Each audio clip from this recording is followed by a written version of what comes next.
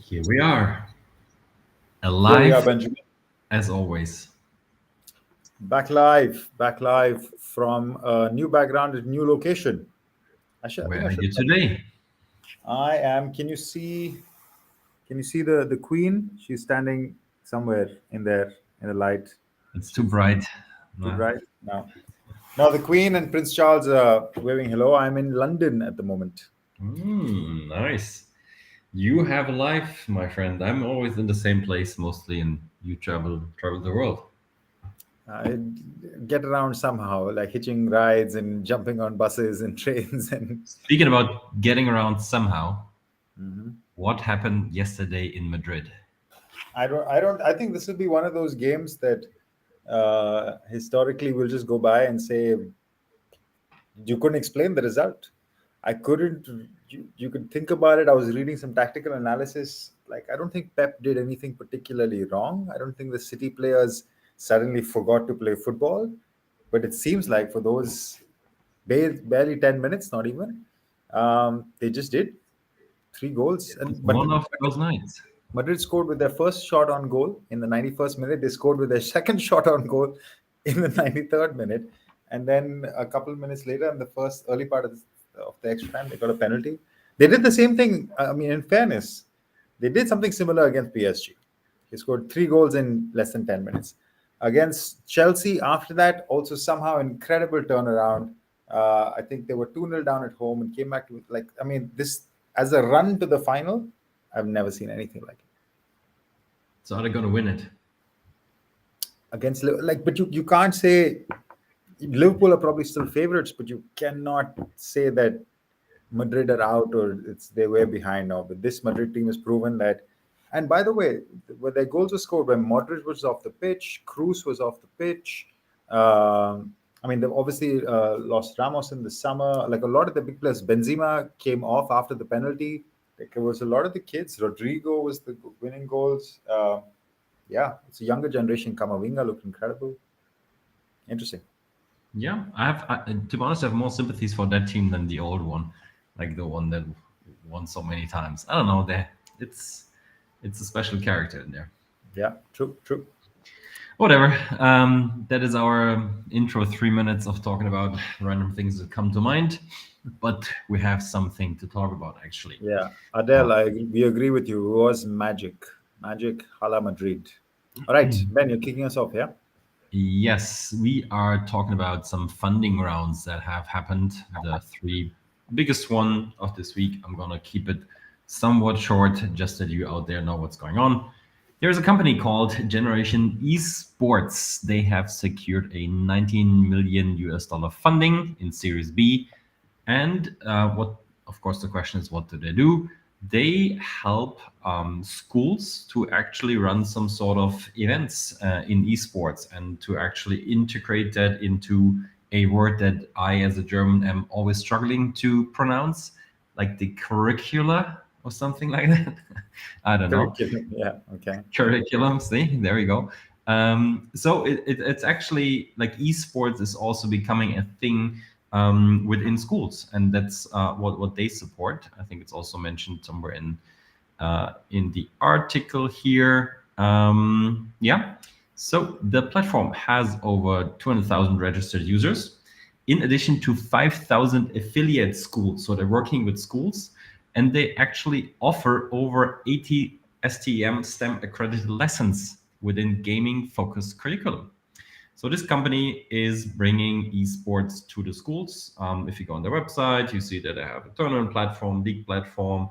You can actually develop games for their platform, all of that. So an all-in-one package, I would say.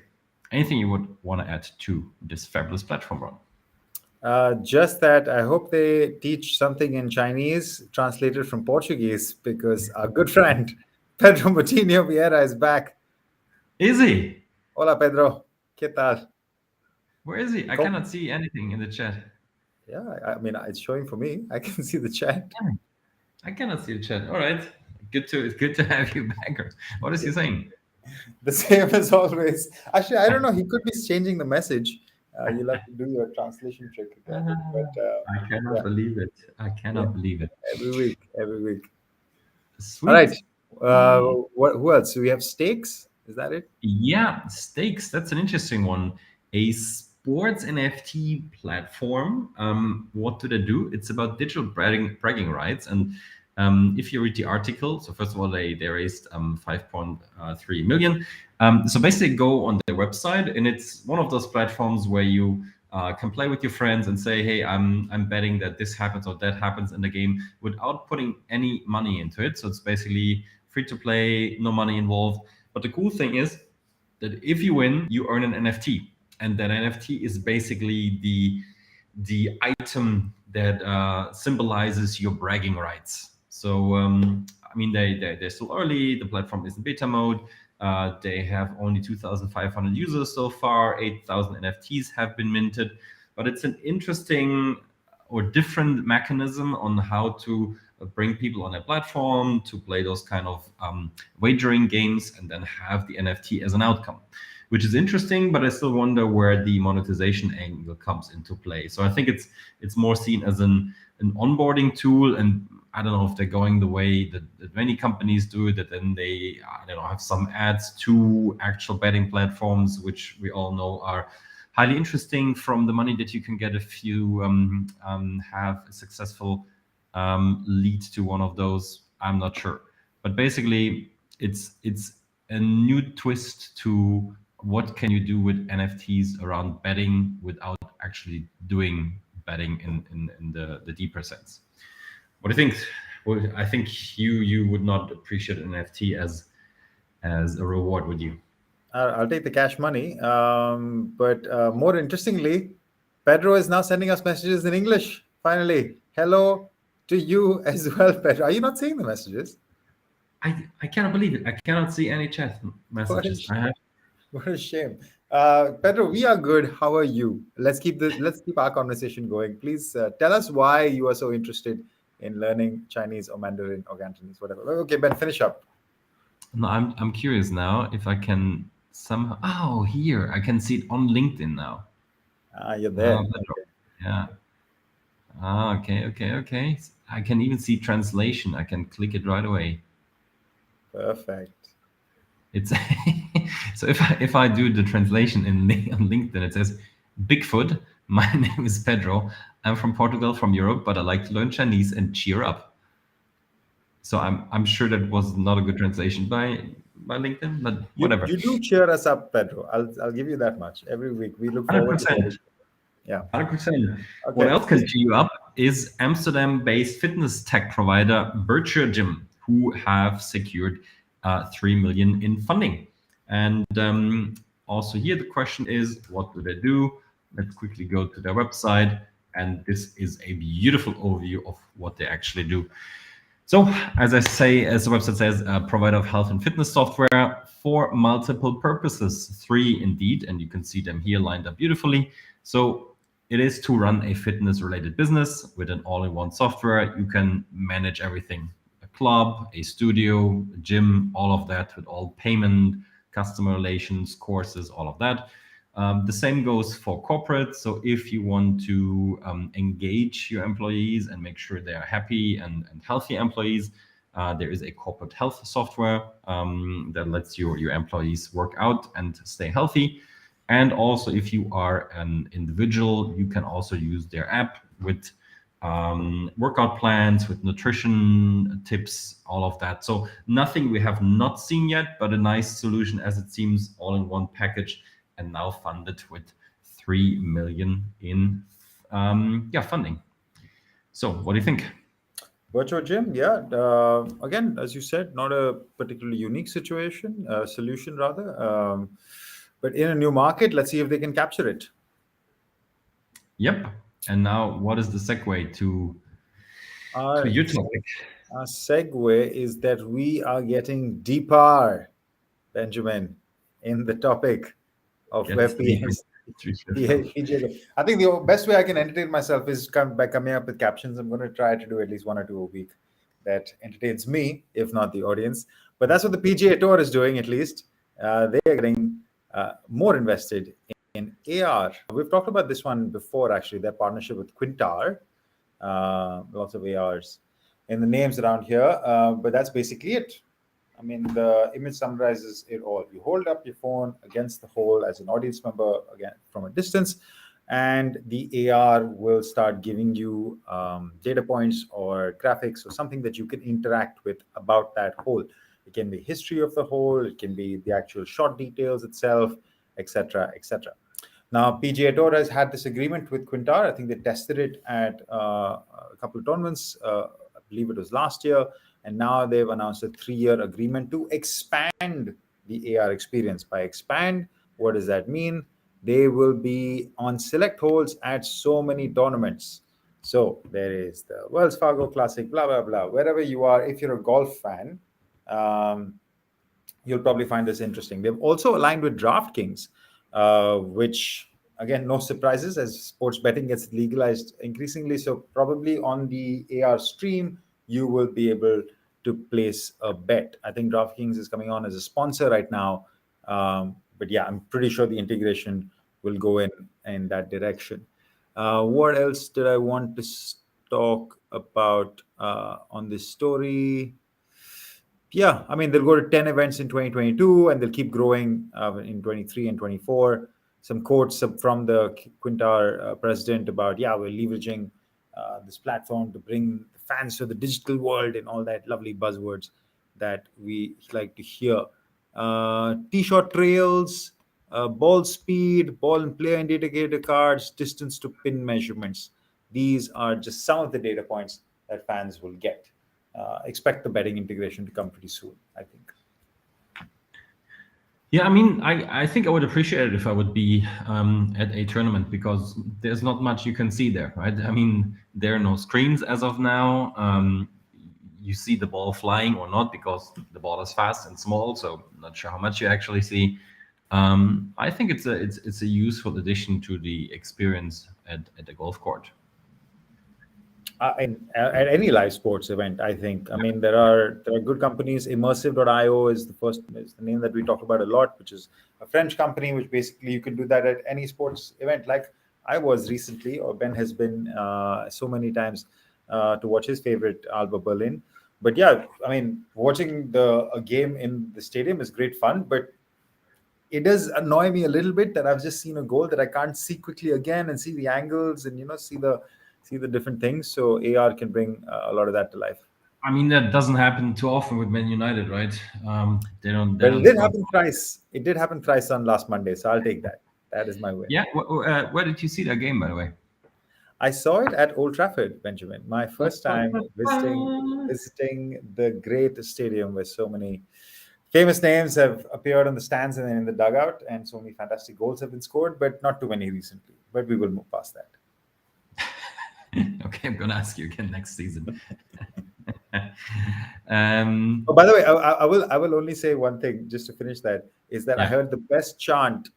One of my favorite new chants is the chant to greet Eric Ten Hag, which we heard at Prima Stadium, which is 1 hug, 2 hug, 3 hug, 4 hug, 5 hug, 6 hug, 7 hug, 8 hug, 9 hug, 10 hug, 10 hug, 10 No. hug.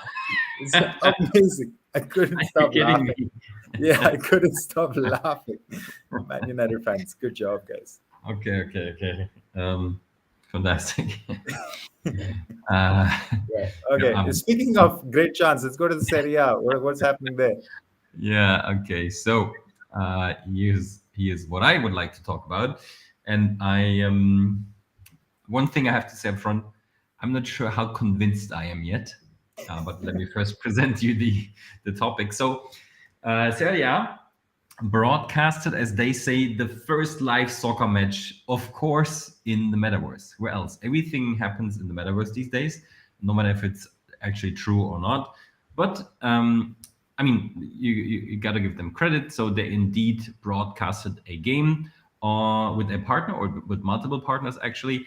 The platform they have used is the Nemesis platform, which you can see here. And that is also done in partnership with their telco partner, Tim, and the blockchain firm that we all know by now, but because they seem to have secured the NFT rights for the Premier League, Consensus.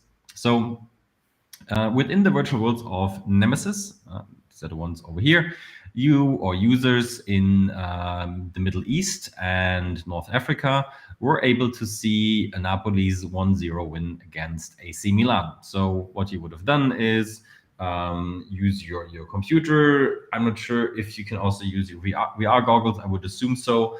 And then you are in this Serie A room, as they called it, and the game is broadcasted there.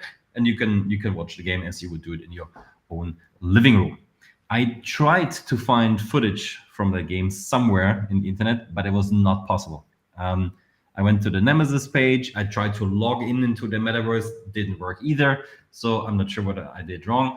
But one thing I was wondering about is why would they broadcast or offer this to the Middle East and North Africa? And here is what I found. These seem to be strategically important metaverse zones. I never heard that before. Because there the Generation Z is dominant and particularly receptive to new developments. Let me ask you right away, did you ever hear about the strategically important metaverse zones? And do you think Generation Z is the interesting one there?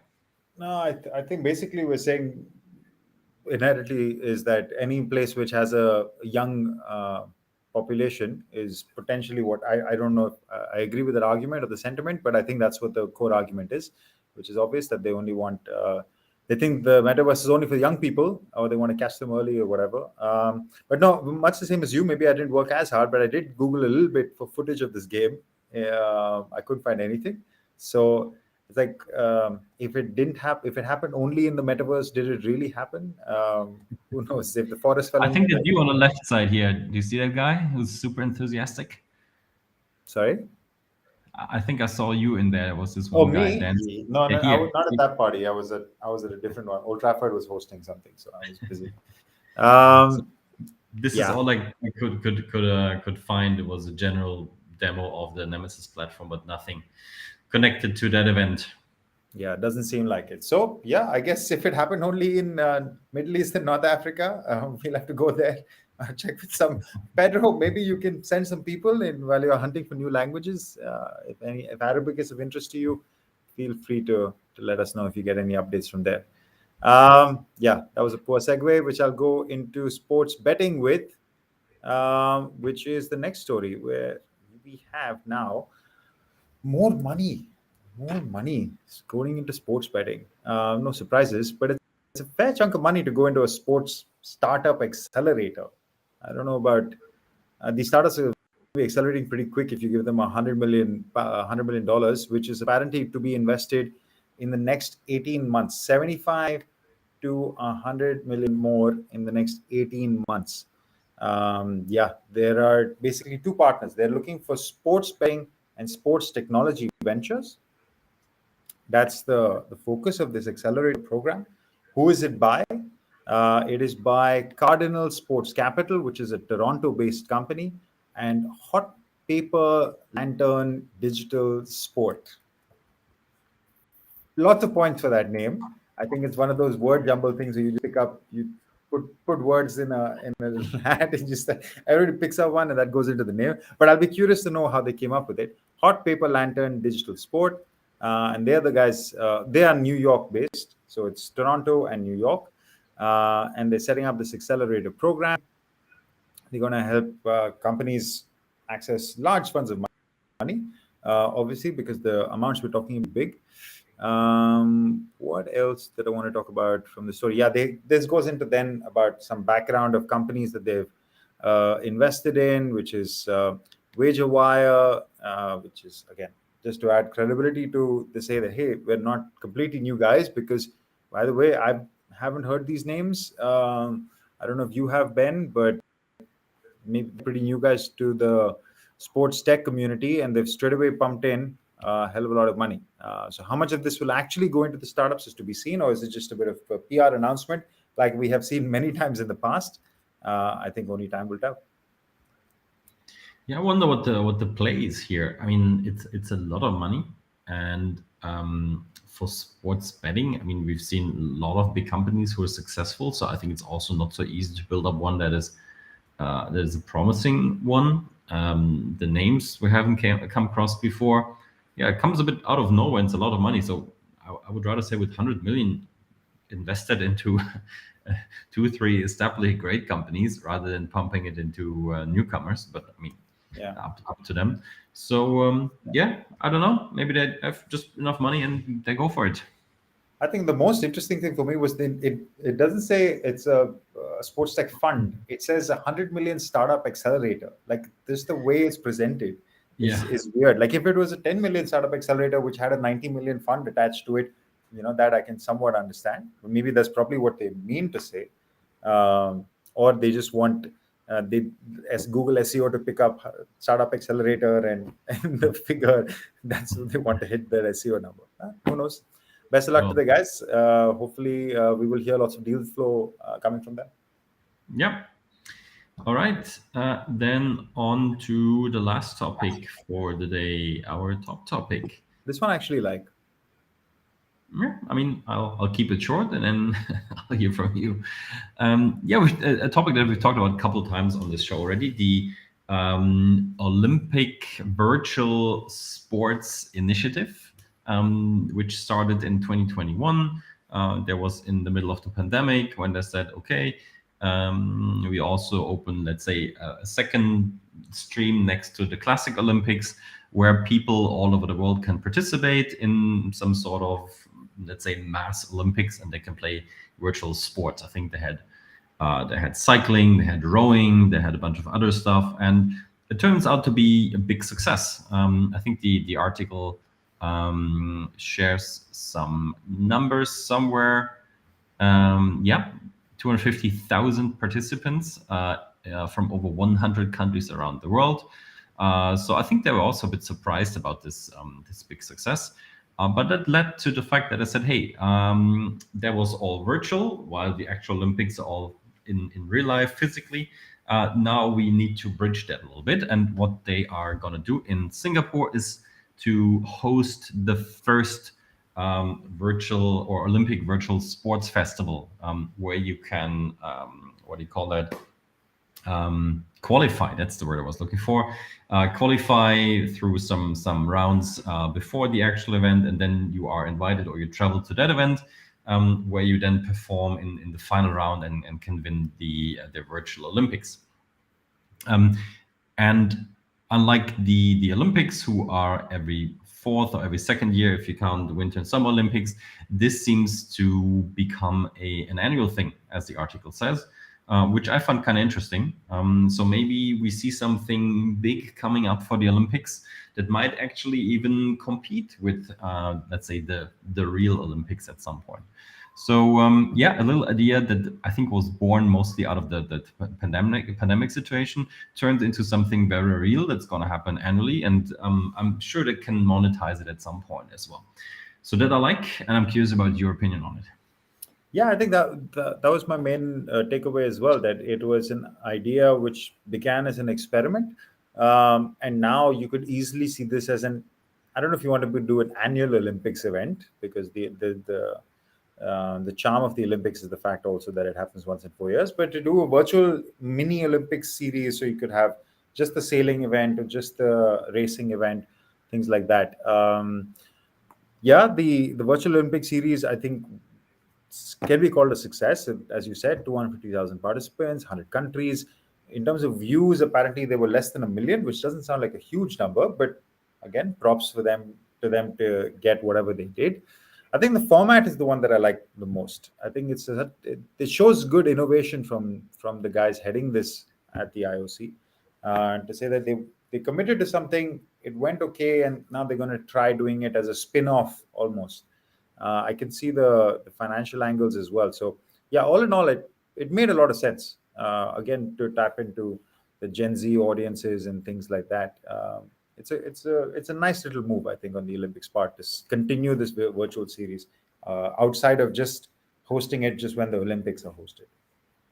Yeah, and I think yes, it was the viewership was not so fantastic, but it was the first one. I think they didn't promote it so much, and now if they combine it with the real life event where people go tell their friends and families, all of that, so I think it's a nice seed that has been planted, and let's see how it's going to develop. Yep, exactly. Yeah, that is mainly it for today. Anything else we need to talk about? We are quick today. It's a quick session, man. Yeah, not no major breaking news. Some couple of nice stories and couple of nice interactions. Our friends in the chat, as always. Now, Pedro That has gone a bit silent here. I think Strong we say his start. name. I think you've scared him off, man. You say his name too many times. Next time he'd be like, guys, either just have me on the show, which, by the way, we're interested in the possibilities of such things. Yeah, who knows?